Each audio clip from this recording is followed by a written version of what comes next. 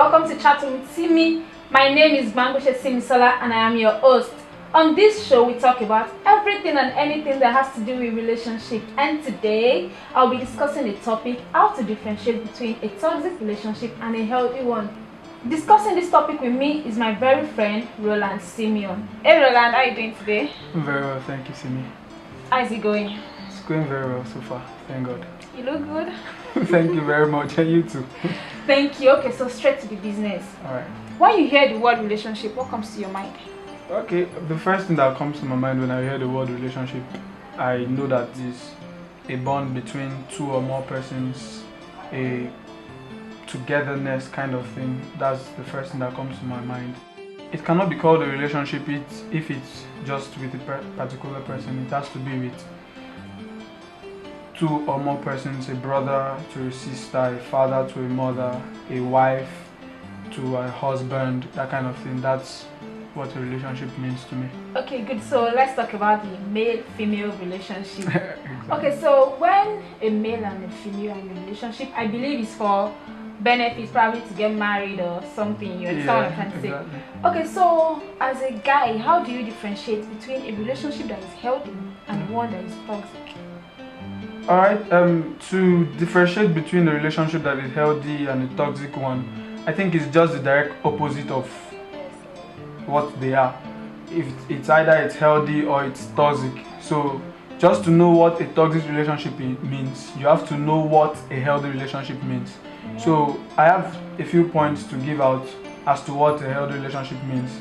Alright, number one point I have is in a healthy relationship you have to understand how much your partner criticizes you.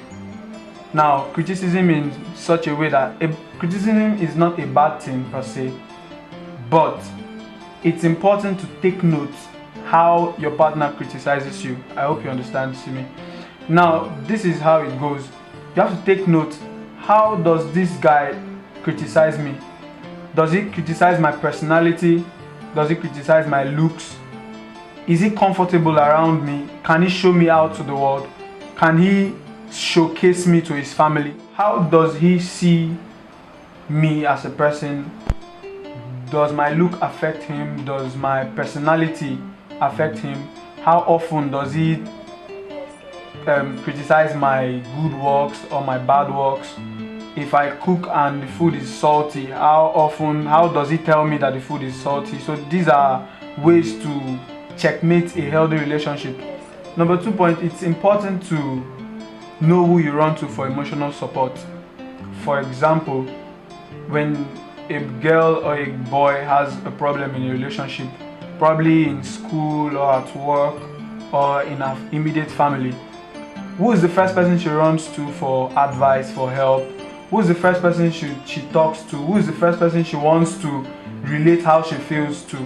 So it's very important. If your partner is not the person you want to pick up the phone and call immediately and explain how things are with you at the moment, then you have to take a rethink and look at yourself and say, am I really in a healthy relationship? Because in a relationship, your partner has to be like a phone call away from you. He has to know your whereabouts. He has to know what's up with you. He has to know the happenings around you. So if he is not aware of your emotional changes at a particular time, it shows that you don't really care about this person. It shows that you don't really want to have a future with this person, or you don't just have something tangible to do with this person. So that's a very key point in considering a healthy relationship. Thank you. Oh, okay. So a toxic relationship. I feel relationship can be toxic if it gets so violent. But what advice do you have for females, young girls out there who are still in violent relationships, hiding under the umbrella of I love him and I don't want to leave him? Alright, personally I have an encounter, not really an encounter per se, but from afar I've seen a very toxic relationship per se. I have seen a girl who would rather receive punches from a guy than tell him it's over. I've seen a girl who would rather sleep on the front door of a guy who has chased her away to go home to her family, and she said she rather sleeps there and he comes out in the morning and takes her in. I've seen a girl who would rather take slaps from a guy just because she did not prepare his food early. Mind you, they are not even married. Now, my advice to such girls is that, trust me, you're not in a healthy relationship, and if you continue in that kind of relationship, it would affect your future relationships if you survive to have those relationships. Really?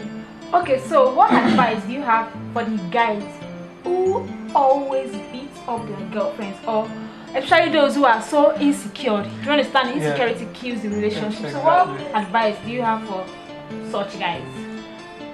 First thing I'll say to you out there, if you lay your hands on a woman, if you beat up a woman by any means, whatever, women can be quite annoying. Yeah, We understand, but as a guy, the moment you lay your hands on a woman, I think you're no longer a man. You've lost that value, that manhood in you. I think it's no longer there, because you're not supposed to lay your hands on a woman, for crying out loud. It's shame on you, for crying out loud. It's not right. Yeah, I know, right?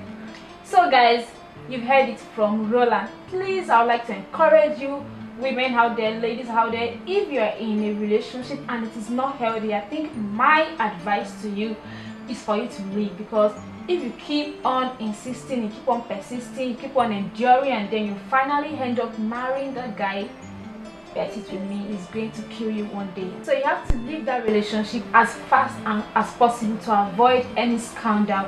And then you guys out there who always find pleasure in beating your women, there is God. And I hope one day you guys get to learn that eating a woman is not the right way to put her in the right track. So Roland, thank you for coming on the show. I really appreciate this opportunity. It's humbling. Thank you very much. You're welcome. Yeah. And I hope you had fun. Yeah, sure, I did. Alright guys, so that is it on today's episode. Hope you guys had fun. Hope you guys have learned one or two from this.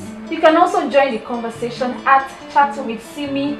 You can input your suggestions via my Gmail, and it's at oluwakemigbangoshi.com. You can also join our conversation via Instagram at Simisola. You can also follow me on Instagram at Simisola. Until I come your way next time, you guys should always be cool. Put a smile on your face. I love you all, but God loves you most. Goodbye.